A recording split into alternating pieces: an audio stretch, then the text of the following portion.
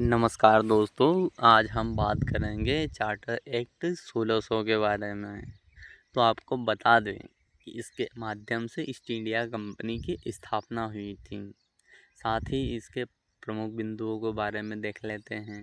तो साहब, महारानी एलिजाबेथ प्रथम ने इस पे हस्ताक्षर किए थे और चार्टर एक्ट 1600 आया।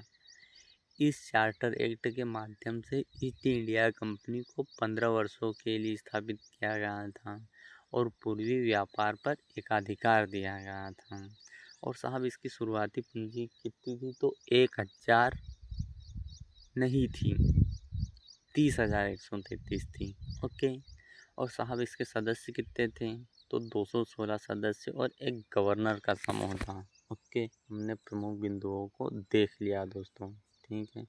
अब साहब, इससे जुड़े प्रमुख व्यक्तित्व के बारे में देख लेते हैं कि कौन कौन इसके प्रमुख व्यक्तित्व थे। तो साहब, महारानी एलिजाबेथ प्रथम, governor Thomas Smythe, merchant adventure. ठीक है, इतने महत्वपूर्ण व्यक्तित्व थे। और साहब, इसकी प्रमुख विशेषताओं को देख लिया जाए तो अच्छा रहेगा। ठीक है, बाद में इसके महत्व, समय रेखा और निष्कर्षों को देख लेंगे। तो साहब, विशेषताएं कहाँ क्या है? तो व्यापार एकाधिकार, पूर्व में व्यापार का विशिष्ट अधिकार दिया गया है। और संगठनात्मक संरचना किसी दी।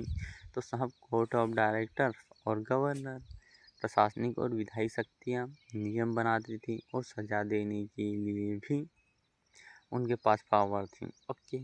और क्षेत्रीय फोकस, साहब, केप ऑफ गुड होप से मैगलेन जलडमरू मध्य तक ईस्ट इंडिया कंपनी का राजपाट था, वहाँ पर इसका एकाधिकार था। ओके। और साहब, कंपनी की संरचना, तो गवर्नर सबसे हेड था, उसके नीचे गवर्नर का ग्रुप, कोर्ट ऑफ डायरेक्टर और शेयरधारक। ओके, विशेषताओं को देख लिया हमने, कंपनी की संरचना को देख लिया। अब नेक्स्ट आते हैं इसके महत्व पर।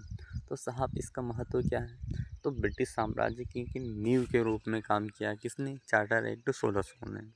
और व्यापारिक नियंत्रण की शुरुआत की और भावी चार्टरों के लिए आधार बना। ओके, हमने महत्व को देख लिया।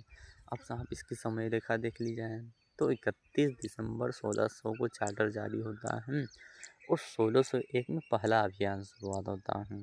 और 13 साल बाद 1613 में सूरत में पहली फैक्ट्री आती है और 1615 में थॉमस रो का मिशन आता है। ओके दोस्तों, ठीक है। अब साहब, चार्टर एक्ट 1600 का निष्कर्ष क्या है?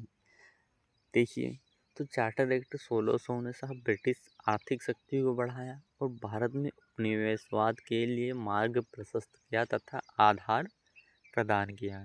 ठीक है, यहाँ तक हमने चार्टर एक्ट 1600 के बारे में डिटेल डिस्कशन कर लिया दोस्तों।